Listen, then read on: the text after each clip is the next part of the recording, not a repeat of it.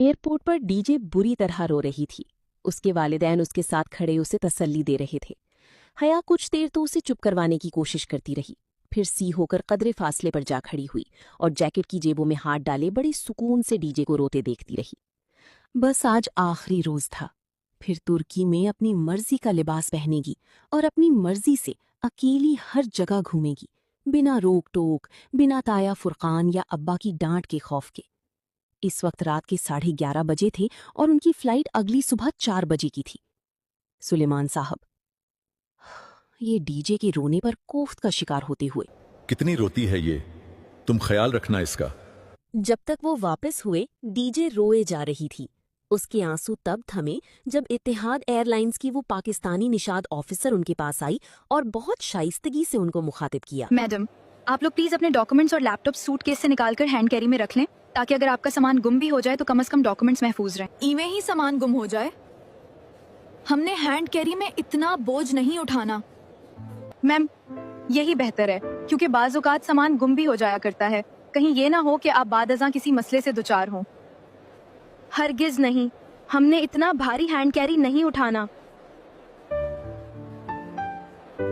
Plane में जाने तक तो उठाना ही पड़ेगा। फिर तो तुर्की में आप पर अल्लाह ही रहम करे। वो पैर पटकती चली गई तो डीजे ने अपनी मतवर्रम आंखों और फातिहाना मुस्कुराहट के साथ हया को देखा और उंगली से ऐनक पीछे की। इंसान को कोई चीज नहीं हरा सकती जब तक वो खुद ना हार मान ले। हया बेइख्तियार हंसती, उसे डीजे अच्छी लगी थी। फ्लाइट में इन दोनों को नशिस्तें एक ही कतार में मिलीं। दरमियानी रास्ते की दाईं तरफ जुड़ी 3 नशिस्तों में से खिड़की के साथ वाली हया को मिली और रास्ते वाली नशिस्त डीजे को। दरमियानी नशिस्त खाली थी।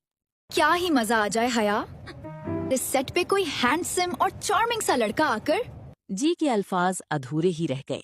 एक भारी भरकम से पाकिस्तानी साहब जो अपने 2 पीस में बेहद फंसे फंसे लग रहे थे, इत्मीनान से चलते हुए आए और धप से उन दोनों के दरमियान बैठ गए। हया गैर आरामदेह महसूस करके मजीद खिड़की की तरफ खिसक गई और खदीजा डीजे मुखालिफ सिमत। मुझे उस्मान शबीर कहते हैं, शेख उस्मान शबीर। हया बज़ाहिर अपने छोटे से गोल्डन क्लच को खोलकर कुछ तलाश करने लगी। गुड। डीजे ने मैगजीन उठाकर चेहरे के सामने फैला लिया। मैं तुर्की से आया हूँ, दरअसल वहीं रिहाइश पजीर हूँ। मेरी बीवी और बेटा भी वहीं रहते हैं, मगर वो मेरा बेटा नहीं है।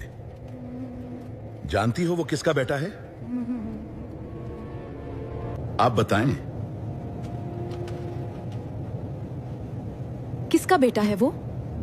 इस सब पर मुस्तजाद इन साहब की अलमनाक दास्तान, जो मुख्तसरन कुछ ऐसे थी कि वो और उनकी बेगम अरसा 30 साल से तुर्की में रिहाइश पजीर थे।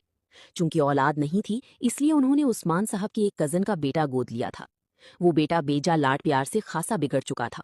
सिवाय इस सूरत हाल को संवारने के लिए उन्होंने रिहाइश पजीर अपनी भांजी से उसका रिश्ता तय कर दिया था, जिसपे 8वीं फेल भांजी साहिबा बहुत खुश और बेटा बहुत नाराज था।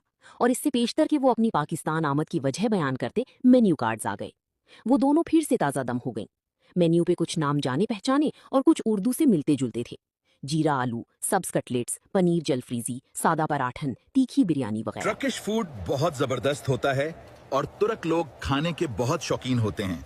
मैं बताता हूँ कि क्या मंगवाओ।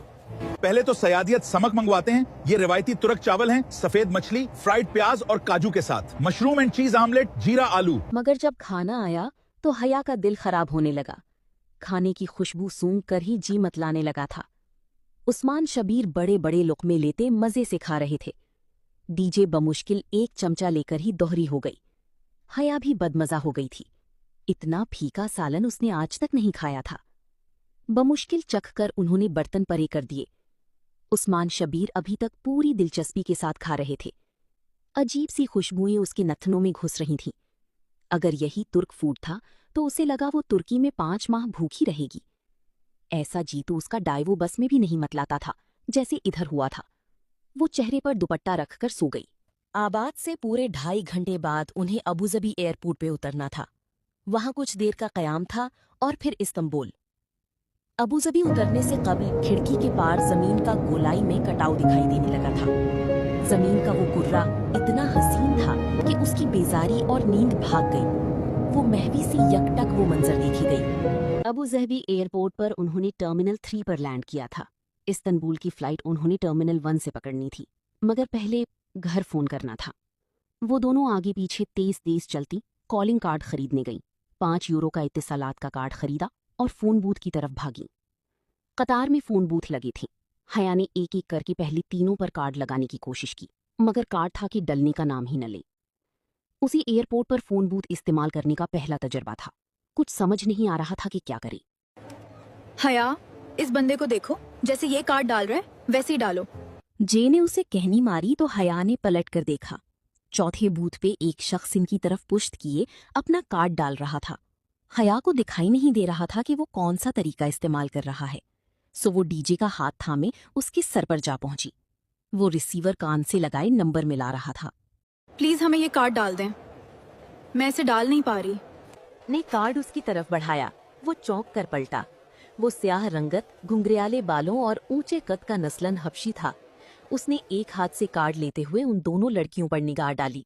एक स्याह लंबे बालों और बड़ी आंखों वाली खूबसूरत सी लड़की जो कि जैकेट की जेबों में हाथ डाले खड़ी थी।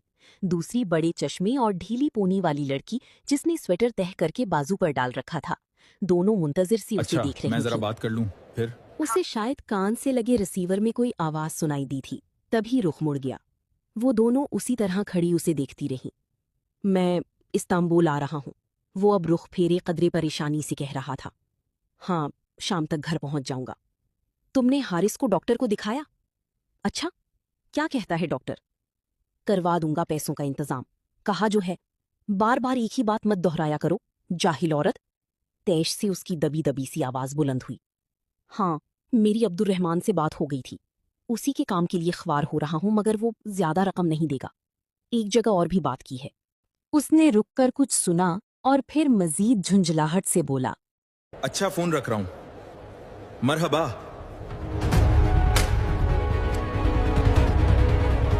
Sorry girls.